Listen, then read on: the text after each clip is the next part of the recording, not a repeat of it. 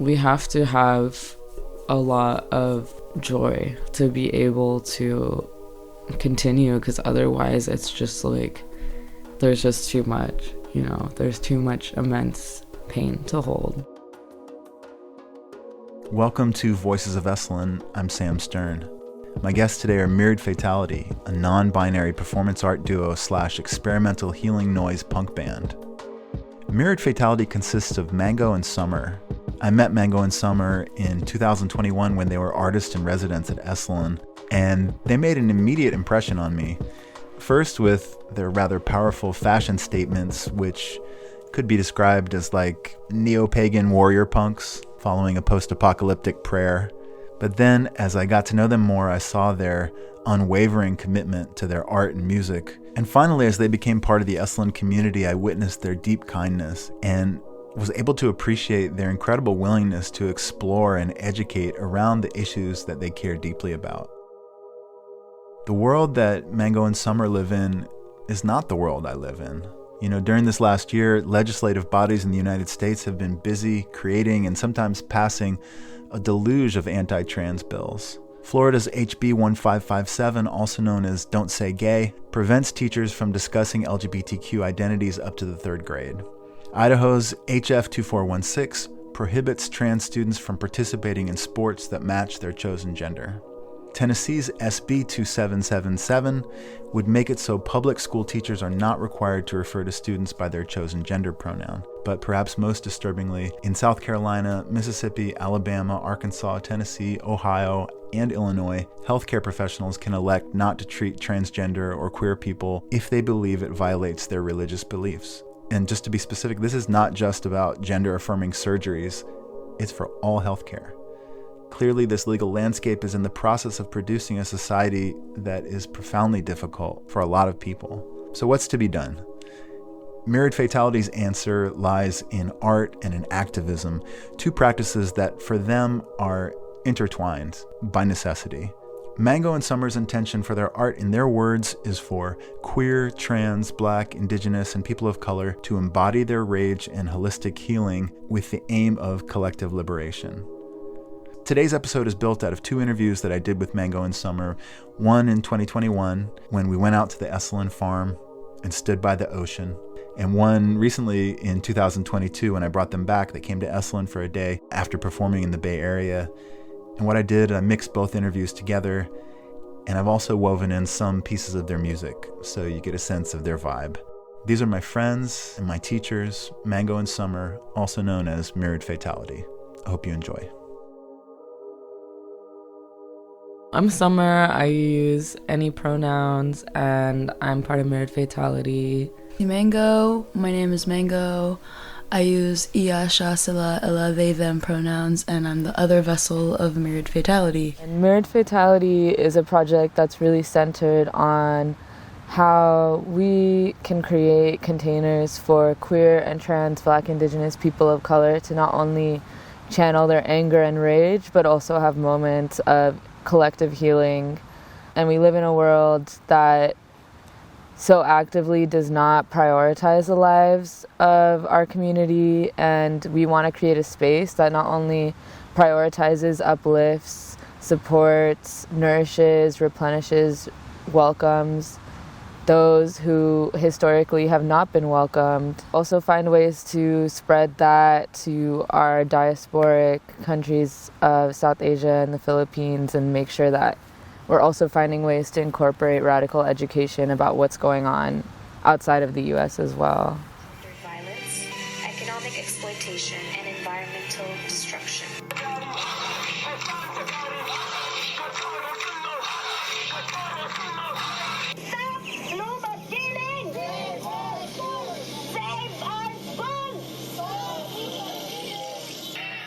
We use our music, which we refer to as experimental healing noise punk, as a way to share the stories and the struggles and the fights that are happening either within our friends, our family, or the fights that we're strictly dependent upon. For example, like Indigenous sovereignty in Mindanao or in Kashmir, or prison abolition in the city we grew up in Los Angeles, or the food justice or food sovereign movement in all the farms that we've been part of, whether that's in upstate New York or Wisconsin or in community gardens all over California. We put all of those stories, all of those moments into our music to not only have that as containers in the places that we are, but share them worldwide and share them with a group of people who may not even enter a place like the places that we enter.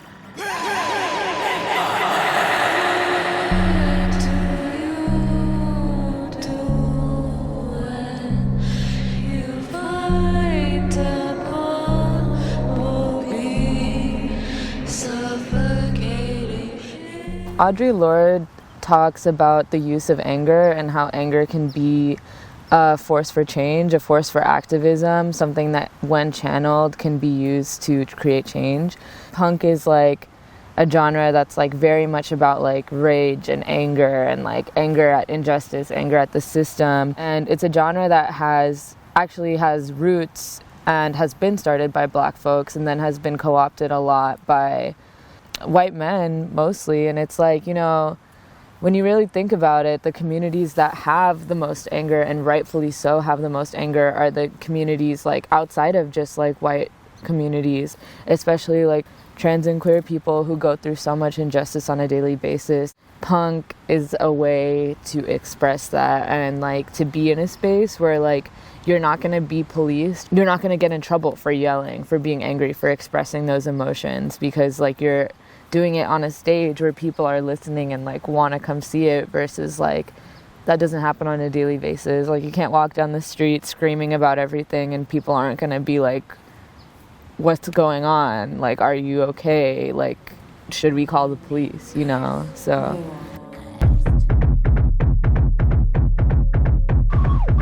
How do the Lamont Haywan remember wholeness from dismembered flesh? Corroded! And I think in a world where, you know, if you're a non-white person, your rage or your anger or any emotions that are more than just being pleasable or like happy are policed and also put into like mental institutions. And that's like the direct way that like folks of color are then put back into the prison industrial complex. We feel that like experimental healing noise punk is a safe place for people who want to express their anger and their rage and the fight that we're all committed to and like constantly fighting for, to have a container. In like white punk spaces, like there'll be a mosh pit and there's just all this anger and it's just in the room, and all these tall like white men are like moshing, and you have people who are coming from their day-to-day lives who want to come and also release and rage but may not feel safe to do so, and are also not going to be angry as the same thing when that person on stage may be the reason why they're angry that day, right? So when we do experimental healing noise punk, it's an avenue where the people who want to be rageful come, they gather, they mosh, they yell, but it's also one thing to just put all this anger on the floor and it's just simmering and you don't know what to do with it. And instead of just like creating a container of anger, we also create a container of healing.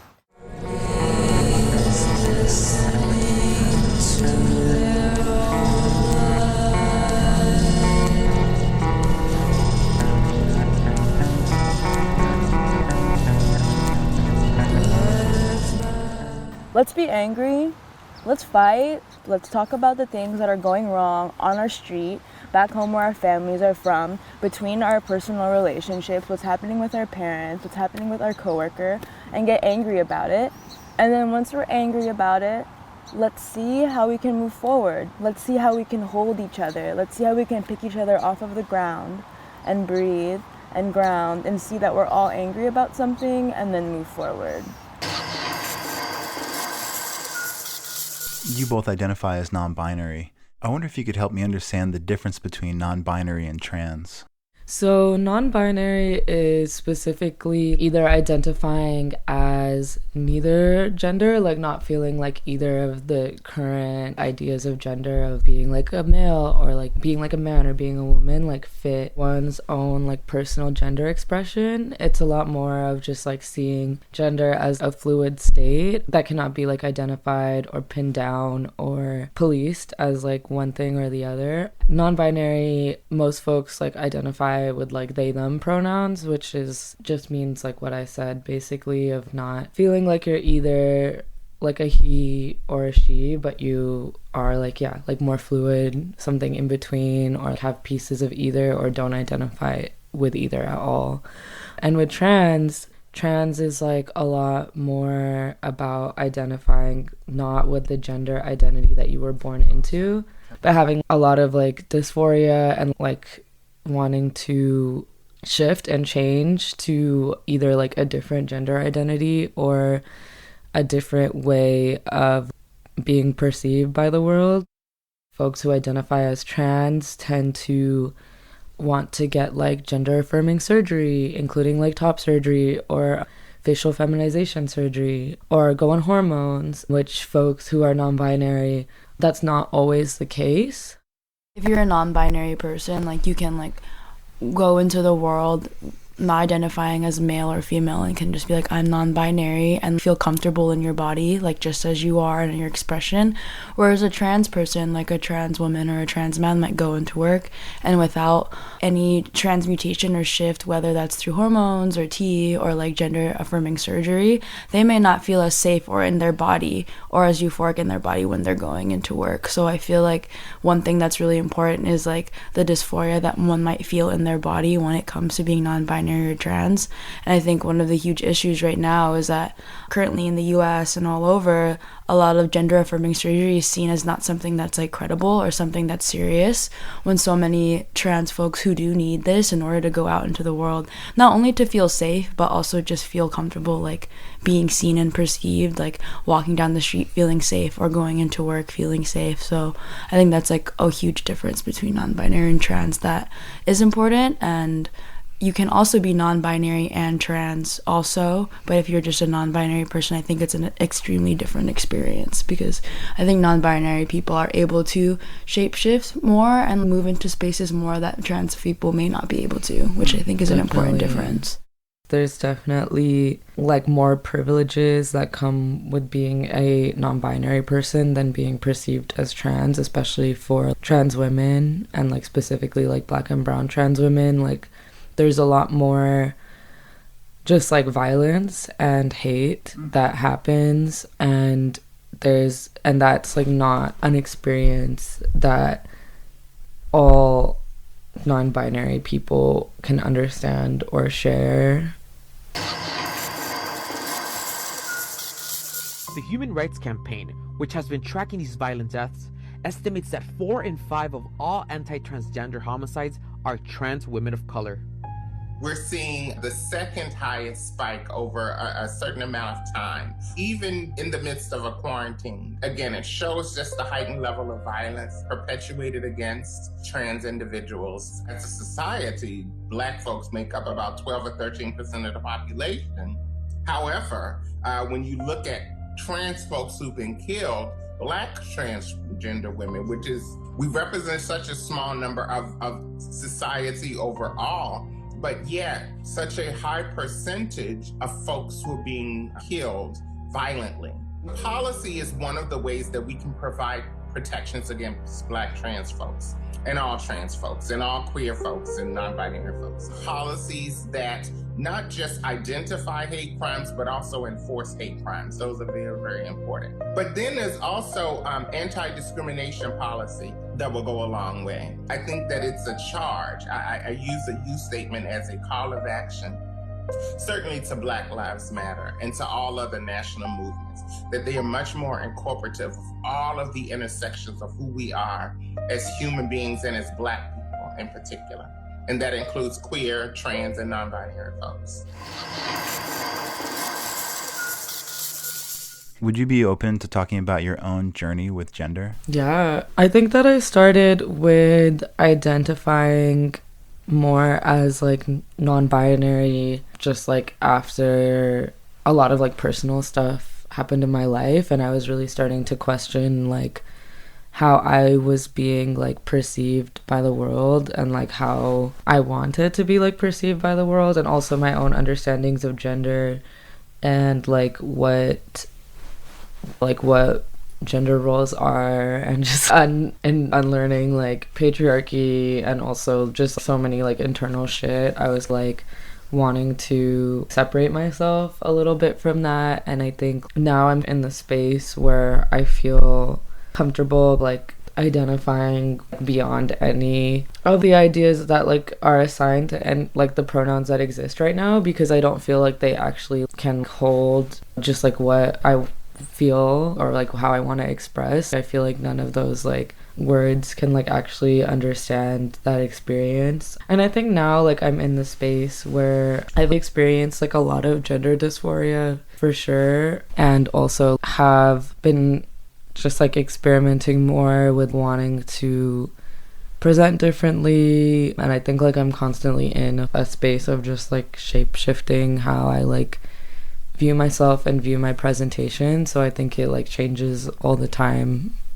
I think like my experience with gender like started when I was like really young, because I'm the oldest and I have two younger brothers, and then my mom was like growing up and she was like the only girl in the family, and then all her brothers were around because her older sister like left when she was 18 and got married and everything. And so like my mom was a very like masculine presence in my life because my dad left and everything. And when I was younger, like I'd always be hanging out with all my guy cousins, and my older cousins would always be like, "Are you a tomboy?" And I'd be like, "I don't even know what that is. Like I'm just playing." Like just genuinely like I don't even know what you guys are asserting on me. And I'd always hear stories of my mom being like, "Oh, when I was younger, I thought I was a boy. Like I'd be at the beach with my shirt off, and I would get in trouble from like my mom and my older cousins, and she'd be like, 'You need to put a shirt on, like you're a girl.'" So my mom, like, even though she extremely identifies as female, I feel like the ways that she was raised was very masculine, and the ways that I was raised was very masculine. As I've been able to leave home and be around other queer and trans people, like I was realizing like, oh, there's more than just being like a girl or a boy. Like I can actually just move and be fluid with what I feel on the everyday, or how I'm feeling on the everyday.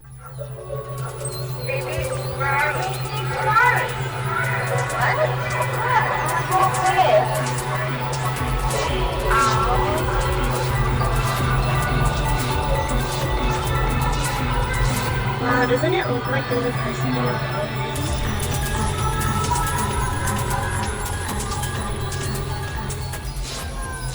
My mom may not have had the language for non-binary, because honestly those words are Western. Those words are like from the English language, so of course she doesn't use that. And in Filipino and Kapampangan culture, like when you refer to someone, there's not even any gender in it, which is why I also identify with the pronouns like siya, sila, iya, ila, because that basically translates to they, them. So like even outside of Western like culture and in Kapampangan culture, like we don't even gender people. And even before Spanish colonization happened and US colonization happened and Japanese colonization happened, like we had babaylan, who are like the healers and like artists of the village, who were fluid between genders. Like they were basically like queer. I have no idea what those words are because they've obviously been written and erased, but I feel like to this day, like my identification with gender is constantly knowing that like however I'm feeling that day, I can either represent masculine or feminine or both, or not experience a gender at all. It's just depending on how I want to present that day. And that also comes with the privilege of being able to like have that fluidity, because for some there are people who like feel like I am specifically this or I'm specifically this, but currently in my life right now, that's where I am. I feel very fluid and shape-shifting, and that might change in a few years, and that may change in the next decade. I really don't know, but I'm very happy where I am now, because I feel like as long as I'm able to like experience and express that, the more I'm able to find who I am today. So that's been my experience, and I think when I was able to move out and create my own life as a queer person who like left home because I wasn't accepted for my identity, and being around other people who were like comfortable and strong in that, I was able to experiment and experience that like there's something more than just being like the oldest quote unquote daughter and like a very Catholic Kapampangan like family. Like I can be other things. I don't have to just do like these roles that the society wants me to do. Like I can be strong and I can be brilliant and all these other things that like the assigned female at birth like people usually have to succumb to. Yeah.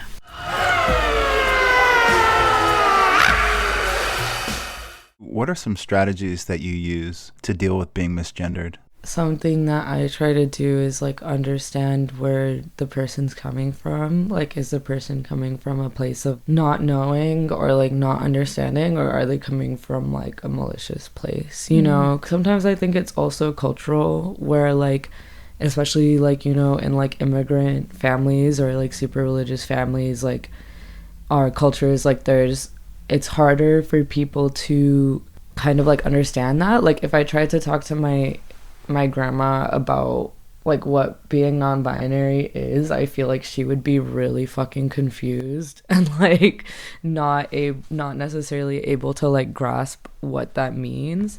So I think like for me, if like I feel like the person who is misgendering like just doesn't understand, like then I'll try to do that work of like educating in a way that is like really easy to understand, because I think also like gender can get really academic too, just with like queer theory and like gender studies, and I think like it's really easy, I think like for me especially because I did study it too, to like sometimes go into the like really like deep like theory about it all, because also like that stuff really interests me, because a lot of it is really just like about like the history and like decolonizing where it all came from and like understanding that, which like I'm kind of like a nerd for shit like that, so I really like learning about all of it. But also like if I'm talking to my grandma who like literally like stopped her education at like 13 years old, she's not gonna know what I'm saying.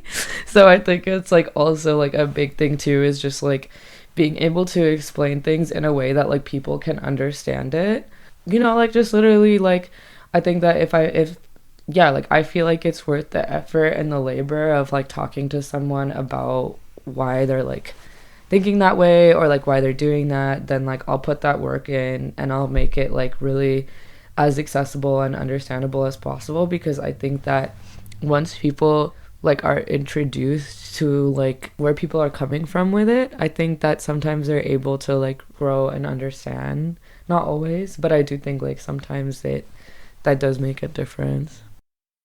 I think for me, like I currently like don't identify with like she pronouns, so if someone she's me, I'll just be like, oh, by the way, like I use they them pronouns, or you can refer to me to my name, and then just be like, oh, what's a they, where are all of them, like what do you mean, like there's multiple people, I thought it was just you, like they. And I'll just be like, oh no, like they them is just basically like trying to like explain, like I'm trying to explain that I'm not a he or she, I'm they. And I think what's really helpful too with like if it's like I felt like from my family or like from my culture, I'll just be like, you know how we use shasila or ila pronouns, but that's just the English version of it, like you don't say that like in Kapampangan, and they'll be like, they'll try to understand. But I think something that is helpful when it happens to other friends that I've done multiple times is like, for example, like we were at a punk festival, and it's like very dominated by a lot of cis male like punks, right, which is fine. And one of my friends and I were just like cleaning up some glass that fell, and one of the older punks was just like, hey man, you don't have to bend that way while you're sweeping. And my friend who identifies as she and they pronouns, I'd just be like, oh, she can handle it, she can stay down there, she can bend down, and they can do it, just like automatically using the pronoun, correcting them in that way. And like not even sometimes having that conversation, and then the elder was just like, all right, yeah, she can handle it, just like acting and practicing it, and like sometimes not even coming from an education standpoint or like an attacking, just like embodying it and like allowing that person to like notice like, oh, something's happening here and I can adjust. And if they don't, and then they become kind of mean about it, then that's when you have the conversation. So it's just like we've obviously had the honor and like the luck and the privilege to be in so many spaces, like whether that's at shows or at dinners or like workshops or just like at the rave, at classes, like with our loved ones, to be able to understand this, that sometimes the people we're around aren't in those same spaces. And of course they aren't, because our whole world is hetero, cisnormative.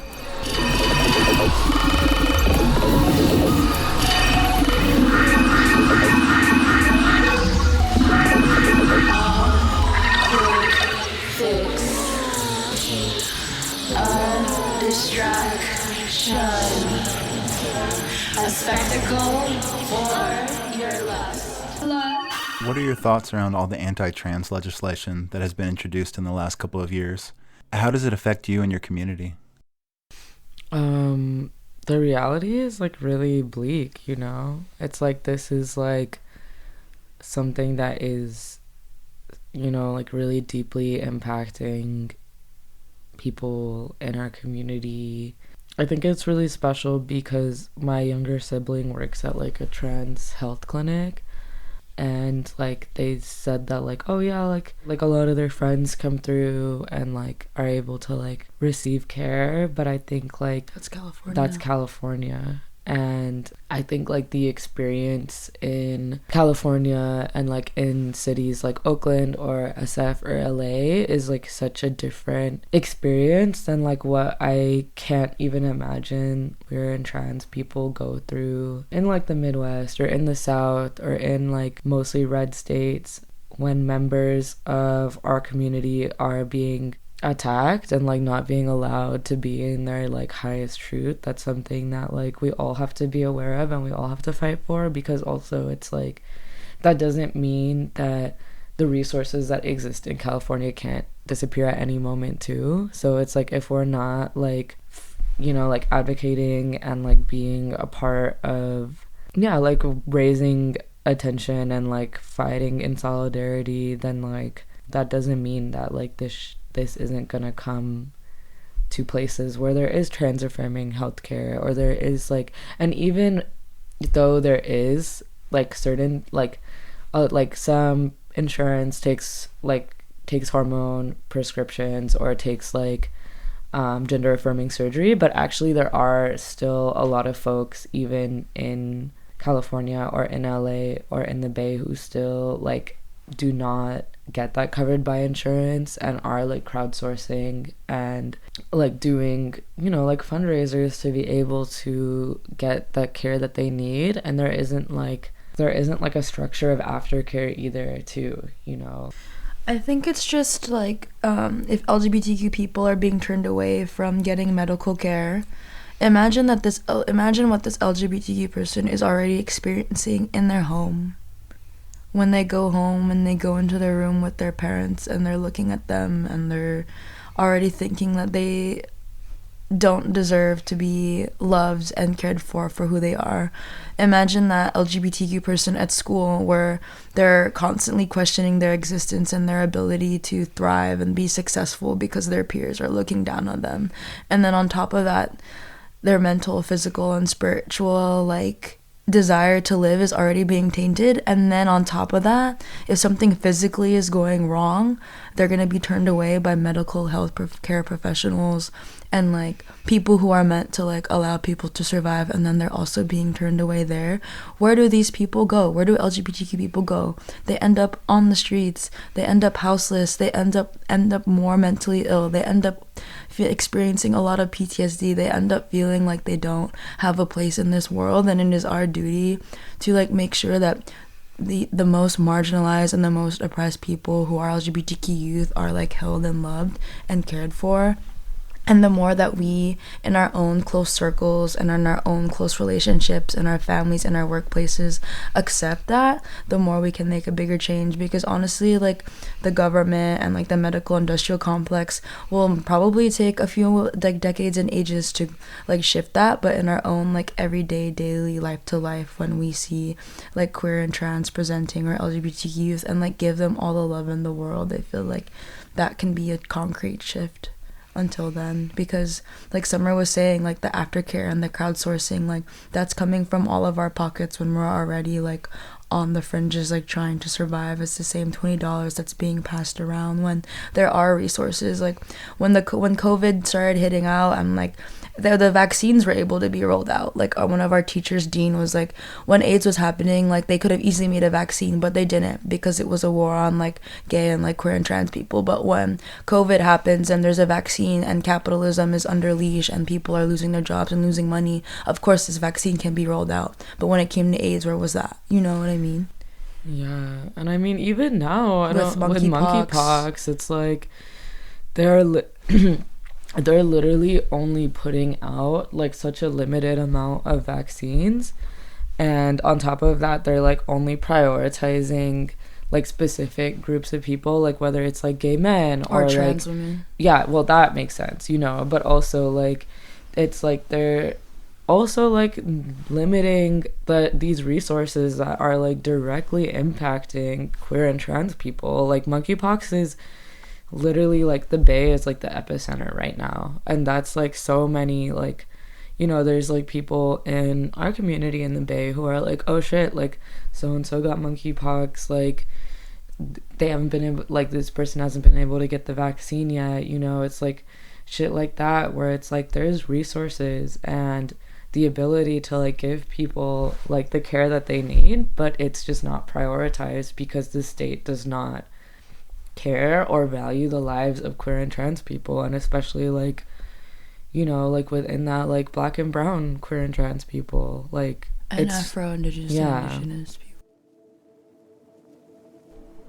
Our podcast today is brought to you by BetterHelp. I've been doing therapy since my late 20s, and to me, therapy is everything. You know, it really is. It's helped me get through some of the roughest times in my life and live my life more truly. BetterHelp provides online therapy directly to you at a price that's more affordable than traditional offline therapy. So it's a great way to invest in yourself without breaking the bank, and just kind of experiment with talking to another individual whose only job in the world is to help you unravel yourself and take a look at your defenses. When you sign up, you'll match with a therapist according to your needs. And who knows, it might take a few tries to find the right fit for you, so BetterHelp makes it easy and free to change therapists if needed. They have a special offer for our listeners. Get 10% off your first month at betterhelp.com/Esalen. That's 10% off your first month of online therapy at betterhelp.com/Esalen. When they ask you how you heard of BetterHelp, be sure to type in Voices of Esalen. According to the Trevor Project, 42% of LGBTQ youth seriously considered suicide in the past year, including more than half of transgender and non-binary youth. Is risk of suicide something that you've encountered in your community? Absolutely. Like, it's very present in our community. It's present within us. It's present with the people that we love. When, like, the will to live and to survive is so hard when you walk out into the world and everyone sees you as like not who you are, or like accepts you and like sees you for who you are. So it's very hard to live. And it's just like, if like you can't get your job because you're trans or you're queer, or you can't get an apartment because your landlord looks at you and is very homophobic or transphobic and doesn't believe you can pay your bills, or you like try to get a credit card and your credit score fails because of the way that you're presenting, or you're at a grocery store trying to buy food and like people are looking at you and making you feel uncomfortable. Those are just your ways of getting basic needs, and it feels like the world is against you and it's like hard to survive, you know. And I feel like a lot of the suicide or like the suicidal ideation that happens is like the world that we live in isn't meant for us, and sometimes like we have to create new worlds and like build that with each other. But it's so hard to make and build that world as something that's sustainable and can last so long when there are barely any resources for us to continue. Yeah, I mean, I feel like every week there's like a different, you know, like crisis that has happened. Like, it's not, I think especially now with COVID too, and just how much more isolated I think people are, and just like how much people are going through right now, just like with like not being able to get basic needs met, or like being more isolated, or like dealing with so much death and grief right now, I think like there's just, it's really heavy. Like I feel like every week there is like a new crisis that's happened, or like it's a lot. Everyone is really struggling to survive right now. And I don't think that like as a community we don't have the resources to hold each other enough. And I think that is, you know, like something that so many mutual aid groups and like organizers are building, but at the same time it's like so many people get left in the cracks, or like just don't like have access to even like community, like even knowing what community is. Even with like overdoses, there's just so much that is happening all the time, and it's really tough. And I think too, the piece you said about like isolation, especially if this is a statistic about very young like queer and trans LGBTQ folks, like these are young folks who have to be at home with their parents who are homophobic or transphobic, especially if it's like COVID and there's monkeypox and people have to isolate. You have these youth who are stuck in their houses with their parents who don't accept them, and the only viable way to like have community or connection is through the internet and the virtual world. And that's extremely beautiful and can be very fortifying, but it's extremely different when you're in the same room as someone who sees you for who you are and wants to see you grow and uplift you and like loves you, you know. I think like you said, like something is always happening. Like we'll get a call, or someone's in the hospital, we'll get a call, someone's like on the verge of like needing like a care team on the way, and like we're all already like at the edge of burnout just trying to survive. So it always feels extremely overwhelming, and I think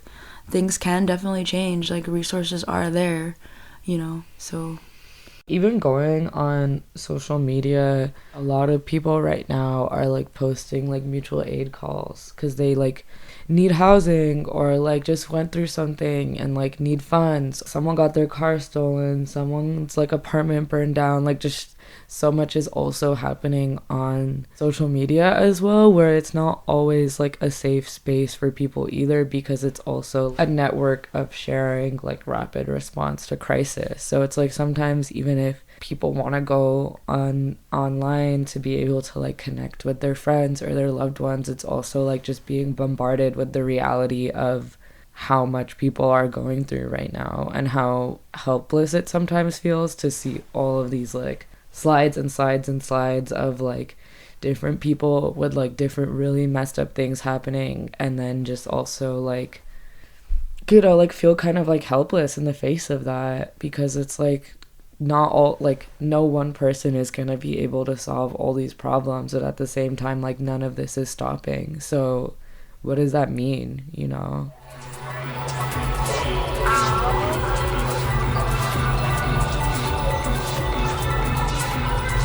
Wow, doesn't it look like there's a person in the boat?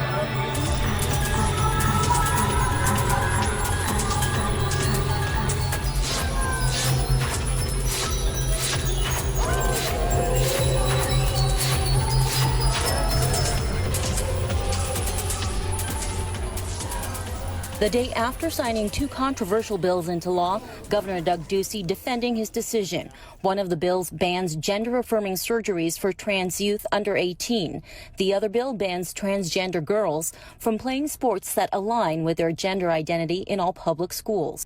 It was a punch. It was a punch, you know. It takes away our rights as parents to make decisions together with our children. She has a 4-year-old daughter who is transgender. The preschooler loves to draw, play, and likes to swim. For me to say, you'll never be part of a team, right?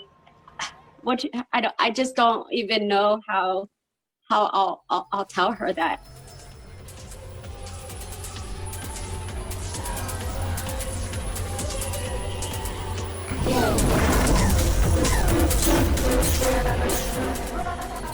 How can like people or like celebrities get like surgeries to like get their nose fixed or like increase their butt volume, but like a trans person who needs affirming surgery just so that they can go into work and feel safe and not be harassed, like that's illegal. Like if the celebrity needs to walk down the red carpet with a big butt, but like a trans person like can't go into work to literally clock in and pay their rent to not only house them but the 3 like houseless youth who's also in their house and probably their family, like the government should not have any power over that. And I can definitely see the connection. Yeah.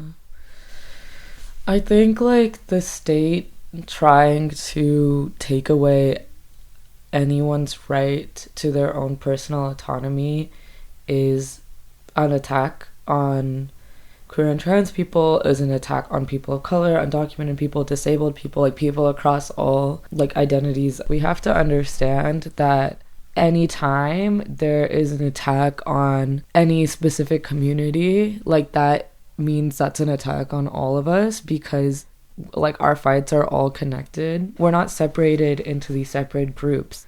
We need to be fighting in solidarity with each other because that's really all we have. Do you think it's possible to create an equitable society within the context of capitalism? No. I just feel like as long as capitalism runs, like we all genuinely will not be able to like love and honor each other in the ways that we want to, because we're exploited, we're tired, we're working, we're in institutions and workplaces and establishments that don't allow us to like love and each other and like slow down and like care for each other. And as long as capitalism exists, we will constantly have a society where one is oppressing the other and someone's exploited. Even with our own like relationship and our own practice, like I'm sure there's so much more art that we can be doing, and I'm sure there's so many more ways that I could love you and like honor you that I don't have access to because we have to fucking worry about where we're gonna sleep or like how we're gonna put food on the table or we're gonna get our homies like the gas money they need to get to A and B. Like I genuinely don't think there can be an equitable society as long as capitalism runs. Like we work at Star Farm, we're literally growing food for the people. And like we're genuinely doing that, and then half of the other time we're worried about like getting this food to like rich people so that we can like pay for the food that's like feeding other people, and that burns us all out as farmers, you know what I mean? So it's just, I genuinely don't believe it's possible. Yeah, I feel very strongly about it. I think I don't remember where I learned this, but I know I learned this somewhere, and whoever taught it to me, thank you. Capitalism is rooted in slavery and indigenous genocide, and that's the roots of the system that we live in. Like that system never disappeared, you know. There was never, in America, there was never an upheaval of the system that existed when Columbus came and when colonizers came. Like that system is still here, even if the ways that things are worded have changed, that system has not changed. And I think as long as we live under that, we will not have an equitable society. I think that in order for us to have a free society and have a society where all of us are free, we have to we have to destroy capitalism. Like we have to break it down. Like we have to destroy Western American capitalism, because that shit is the root of so much evil and so much evil worldwide, and has been such an imperialist and fascist force, not only on Turtle Island, on the United States of America, but literally in so many places across the world and even in space now. And I think like until we get rid of this corrupt system, like we're not gonna have an equitable society. It's just not possible. And I think we can, you know, do what we can to make lives better for each other and ourselves. But climate chaos is real, and the earth is so angry at what we've like done to this planet. So if we don't destroy this system, like the earth will come for it. So one thing I do have to say is that, you know, yes, destroy capitalism and like yes, end the government and all these things, and I think that will take like a worldwide movement to happen. But until then, like we currently live in capitalism. And that is just the reality. And we may not see the end of it in our time, in my time, in your time. But until then, people still have to eat. Until then, people still have to pay rent. Until then, people still have medical bills to pay. So if you're in a position where you have an exorbitant amount or an extra amount of intergenerational wealth or wealth that you've been able to accumulate through generations because of your position in this country, it is your duty and your responsibility and your privilege to redistribute that wealth to people who are in the same country as you, not by choice, but because of slavery, because of genocide, because of exploitation. And if we want an equitable society within capitalism, we have to redistribute our funds. We have to redistribute our funds to Black trans women. We have to redistribute our funds to Afro-Indigenous elders. Currently, we're at Esalen, and this is in Northern California, and this is about 3 hours away from Oakland and San Francisco, which is known as Ohlone land. There's the Sogorea Land Trust. There is a movement where there is a trust where folks can send their funds and their wealth to the Ohlone people so that they can be in right relation with their land and get housing and fund their community and their generations to come. Until capitalism breaks down, we can say fuck capitalism. You can be all anarchist and all the fuck you want to do. But until then, you have the power and the choice and opportunity to redistribute your wealth. If you see a mutual aid call, this isn't someone just asking for money because they just want to get money from you. This is someone asking for their life. This is someone asking to see tomorrow. Yeah. Yeah.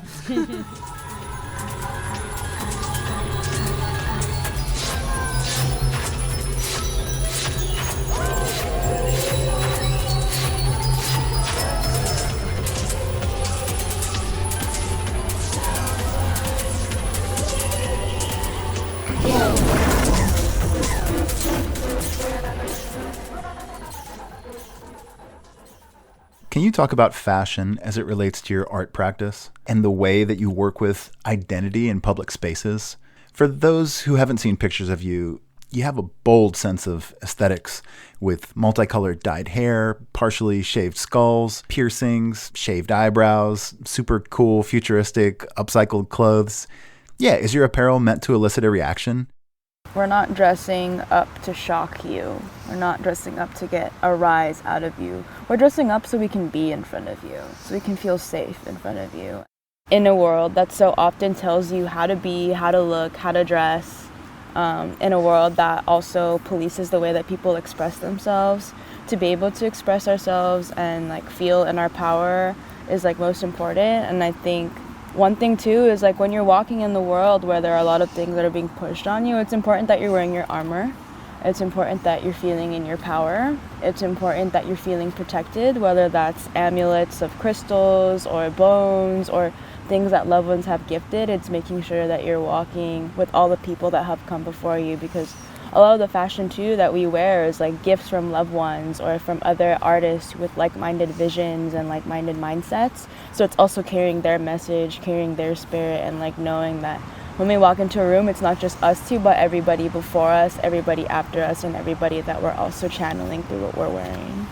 The way that I think a lot of queer and trans people of color use fashion is like as a not only form of protection, but also like a form of power and like self-expression, where it's like we live in a world that's already telling people that they have to be this way or this way. And I think like, you know, with fashion for us, it's like, well, why not just be as like freaky and weird and like just do things that like maybe people won't necessarily understand, but it's not for them, it's for us. Because like when you live in a world that's telling you how to be and like you don't fit into that, then like allowing yourself to wear what you want to wear and feel in your power doing that, I think is really where the fashion comes from. Because it's like, yeah, like fashion really is a form of protection and a form of power. One thing that I really admire about both of you is that you work as land stewards and organic farmers to help support yourselves. Can you talk to me about what farming and food justice mean to you? I think for us, like, we're really on this journey of going to different different farms and trying to learn the skills of farming and ways that we can bring that back to LA. You know, when the pandemic first hit and you go to the grocery store and there's all of these empty shelves everywhere, everyone's freaking out. Everyone's like, oh my God, what are we gonna do? There's like no food. And like, you know, I think for us, like, we were in LA, we were in like a city that, you know, has a high proportion of food deserts and pollution, not a lot of green space, not a lot of natural landscape, not good, nourishing soil in most parts of LA, and like... There's a drought. And there's a drought, yeah. So it really brought up the question of like, what are our communities gonna do if grocery stores don't restock their food? And it like really brought up questions of like, well, we really need to learn how to farm and how to grow our own food. So that's something that we can bring back to our friends and our families and our communities who don't have access to doing that. And like, you know, as we're moving in a world with such intense climate crisis and the drought is getting worse, and like all of these things are like pushing against our ability to not only like get our basic needs met but also be in right relationship with the earth, it's really important that we all are able to have the skills to like grow our own food and be able to nourish ourselves with food straight from the earth's soil. Most of the food that we eat here is coming from other countries, whether that's like Asia and other places. Like, a lot of the food that we're getting is imported because we don't know how to grow our own food here.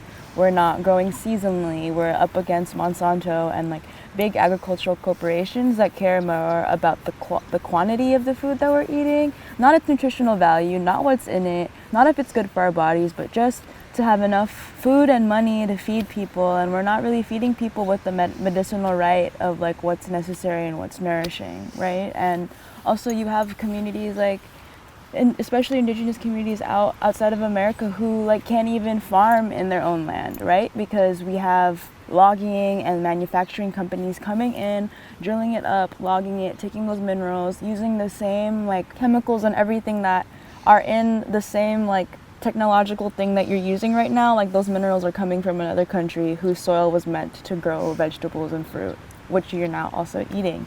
So it's like on this mission of learning how to farm ourselves here. It's also a mission that's like local, global, and like for all the world and for the future generations.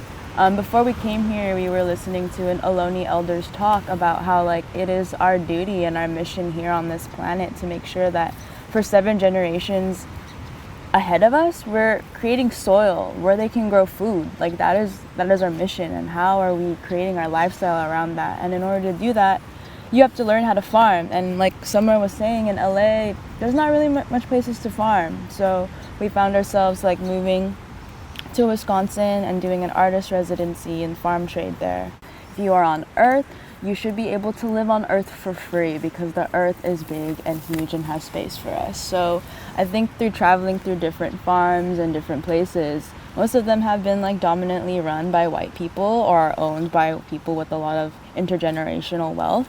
And I think from traveling from different ones, I think we're on a journey to constantly learn these skills, and then also hopefully one day like open one in collaboration with our community and our friends to open a farm in an autonomous space where we can also hold and feed people and teach the skills that we've been learning the past 1 or 2 years and continuing.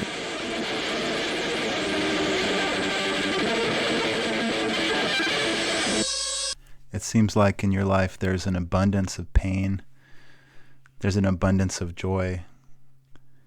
Which is there more of these days? Such a beautiful question. Yeah, I think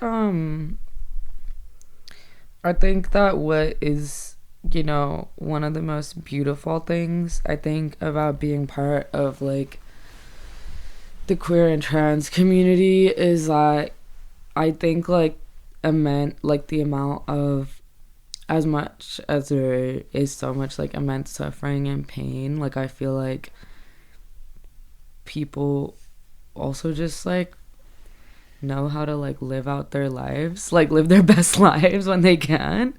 And I think that that's really beautiful too, is like having a lot of moments of like fun and like really sweet moments, and I think also like moments that make it worth fighting for are reasons to continue doing this work, and like believing that there will be like abundance and there will be ease for people, and that there will be like a different way of living and like a different way of surviving. We have to have a lot of joy to be able to continue, because otherwise it's just like there's just too much, you know, there's too much immense pain to hold. Like it's too much for one person or two people or three people to hold. Where do your moments of joy come from? I think definitely like being at some of the shows that we play, like being able to see like other artists and like talk to people, having like community dinners, just like having like little like kikis and like camping trips and just like fun with friends and like loved ones, and when we're like chilling and resting, like having like really beautiful moments of just like being at a rave in the forest and like having a really good time, or yeah, like yes, it's very hard, and honestly it's very, very hard and very bleak. I think pain is what bonds you the most with the people that you love, and pain and suffering is like what connects you to people more than anything. And I think with the people that I love and all the pain and like suffering that we've had to move through because we are trans and queer people, and specifically like trans and queer punks and like freaks and like earth like stewards, I think is also a different experience from just being queer and trans too, I would like to say. But I think just like the active choice to like find moments where we can come together, like even if when we're isolated, it's extremely hard for me, but when we come together for a festival, or when we come together to like farm or garden, or when we come together to make a meal, or we come together to celebrate someone's birthday, or we come together because someone has passed, or we come together for a protest, or we come together for an action, or we come together because someone's in the hospital and we have to visit them. I think those are my moments of joy. And the more that the state and all these anti-trans laws and all these resources are stripped away, the more we will be isolated. So the more that we find places that we can come together, I feel like is what gives me joy. And the most joy that I have felt for the longest time was recently at this festival that's called the 143rd Dimension. It's also called the Multiverse is Eliminated, or the Universe is Lit. It's specifically a Black and brown queer trans punk festival that happens in the Bay Area. It's been happening for 6 to 7 years. It was started by Black and brown queer and trans punks from Oakland, to name a few. It's like Charmy, Juicebox, and Shauna Shantae. And it's what I think joy and revolution and freedom is. It's basically a festival that brings queer and trans artists from all over the world, queer and trans artists of color, Black and brown, from all over the world, pays them really well, gets them food, gets them supports their housing, and on top of that, it's a free festival. On top of that, it's all ages, and everyone comes together. And I think those are the moments of joy, and those are the moments where like I also feel like I want to put my energy into and my resources into, because I'm tired of the narrative of suffering. I'm tired of having a chip on my shoulder. I want to invest like so much of my time and energy into creating generations of like joy that happen like through the creation of art and these festivals. Another thing too is I feel like seeing elders, seeing like queer and trans elders is like so important, because it's like, oh holy shit, like I'm gonna live. Y'all are like out here. Like y'all are out here. Like y'all have like survived and also like have so much to say, and also like are so nurturing. I think sometimes like I feel like old, and that I'm like, oh my god, I'm such a baby.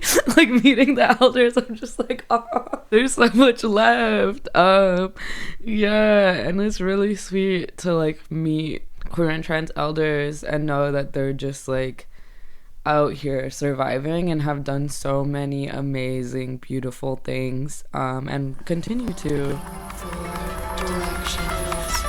We are lovers, and our slime erodes barriers.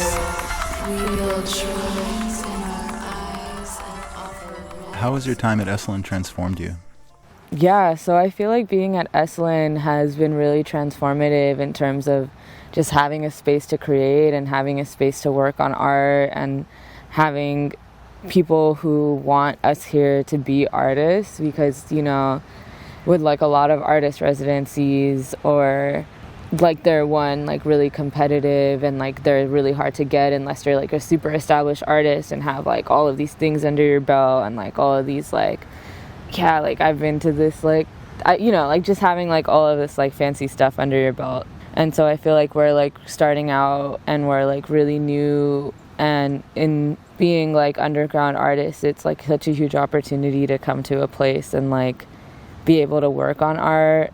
I think it's also been a reminder of like how much more we have to go and how much further we have to go before a place like Esalen can really hold trans and queer people of color. And I think, you know, like being in a space that's like predominantly white or like predominantly people of like a certain background has also like been an experience in itself of like, well, as grateful as I am that we have had this opportunity, there's still a lot of work to do before other people who also deserve this opportunity and like deserve to just be here, period, are able to come here in a way that is safe and holistically nourishing. I think Esalen has been a life-altering experience in the sense of like, as someone who has always been caretaking, always been working hard, always been working, and like has never ever been to be like a child who is just able to just freely roam the earth and create something, has been honestly life-altering to like just be like, okay, like I have a place to sleep, I have meals covered, and I can just like freely work on my art. I feel like that's, you know, such a miracle for so many of us and for me. And I think with that opportunity to be able to just work and focus on a new song that's like 6 minutes and counting, and create art and just go and paint, and also spend time with people who are literally so amazing and so inspiring and also so committed to the fights that we're committed to. It's a reminder that even in a place like this where there's not a lot of us, that we can find each other and create our own world, and that's still possible here. The land here specifically also has been extremely healing, and I think the medicine of beauty and the medicine of ease and the medicine of stillness and the medicine of being able to also be here at the same time as Xochitl during their teacher in residence and being part of her ceremonies and her teachings, and the deep way that she gives such deep respect and reverence to the indigenous peoples who have lived here for 6,000 years has also been life-altering and life-changing, to make sure that we're all committed to making sure that whatever land we enter, we're honoring the spirits and the people who have tended to it and prayed in it and protected it for years and years and years. And only then can we truly be in right relation with the land and moving forward with the people there as well.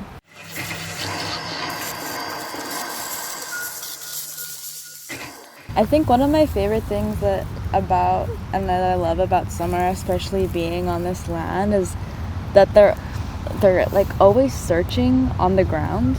Like they're like always so focused on the ground, because I think they're just looking for all of the life and like beauty that they can like love and absorb. Like we'll be walking, they'll be like, oh my god, there's this butterfly on the floor that needs to be carried to a flower. Like, oh my god, there's a snail that we need to go bury them. And like, oh my god, here's this kitty, I'm gonna spend 30 minutes just petting them because I love them so much. Or there's this caterpillar that's like right there, and I'm like, wow, your ability and your eyes and like their deep ways of seeing the unseen are so incredible, because it's like not only on the ground are you able to see these creatures, I can't even imagine the spirits that you see, the depth of people's hearts. And I think one thing that I love about you is your willingness to go deep and your willingness to open up your heart and your spirit to see something that isn't easily seen, and to really like go behind the veil and like really like crawl yourself in and like take that or that creature spirit's hand and then like fly into something bigger because you're willing to do that. And so often people are just gonna be like, I need to get to where I need to be, fuck the ground, or like hello and like go have a good day, but you really like want to take the time and like open yourself up to something bigger than you in any form, even if that's just like walking to go get food or something. So yeah.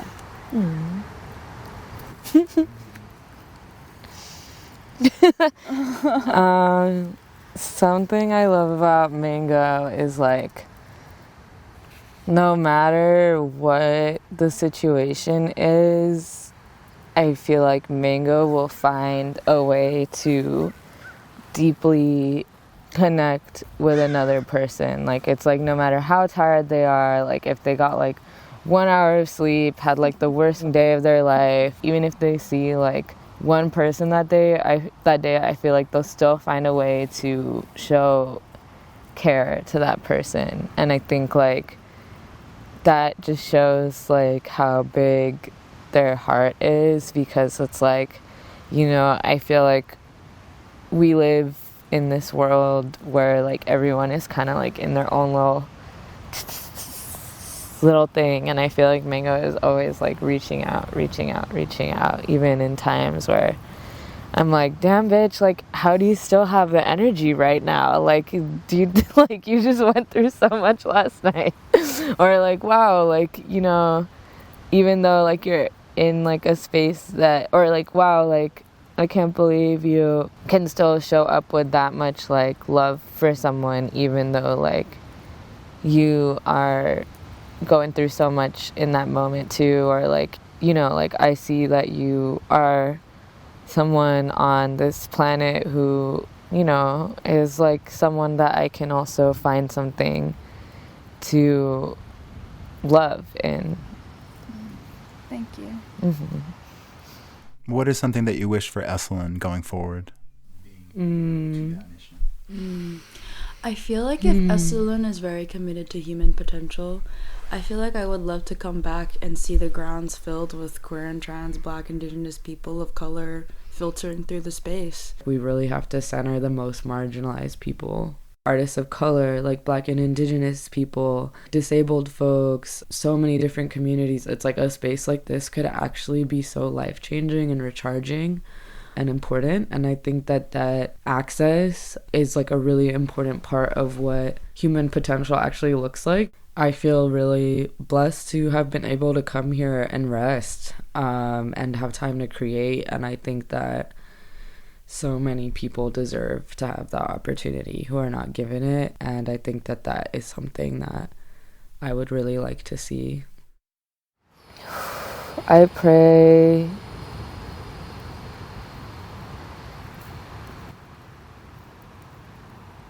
for the people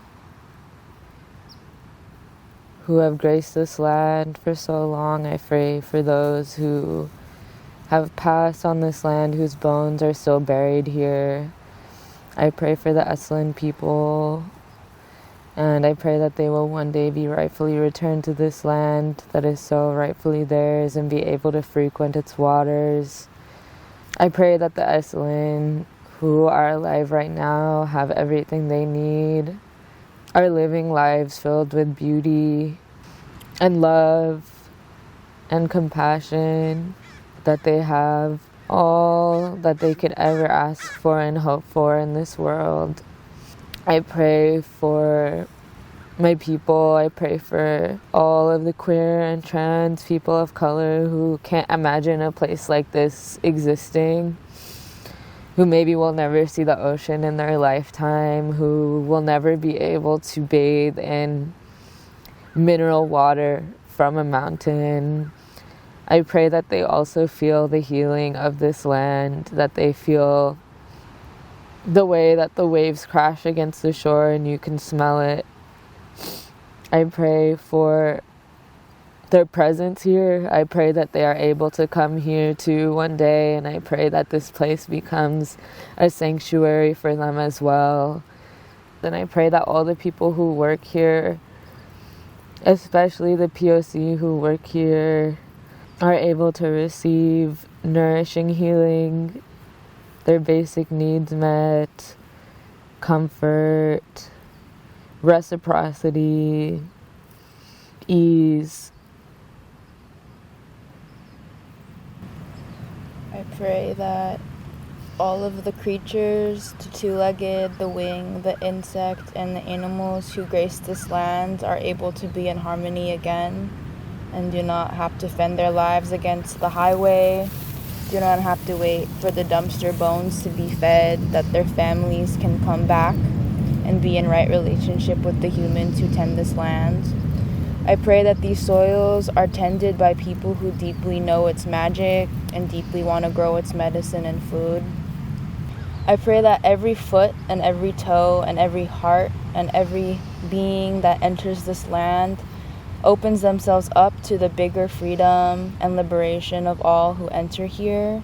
I pray that every time anybody leaves this place, they're able to be reminded of this beauty and the magic and the tenderness and the kindness they receive, and to share that with every person they meet, so that a beautiful place like this can exist all over the world, and that places like this can open up pathways for the healing we all need to in order to create a free and liberated and just world.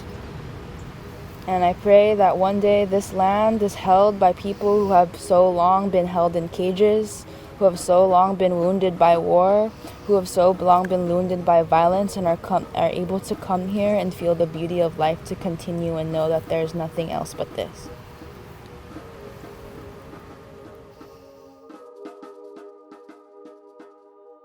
Today's episode was produced in conjunction with Shira Levine.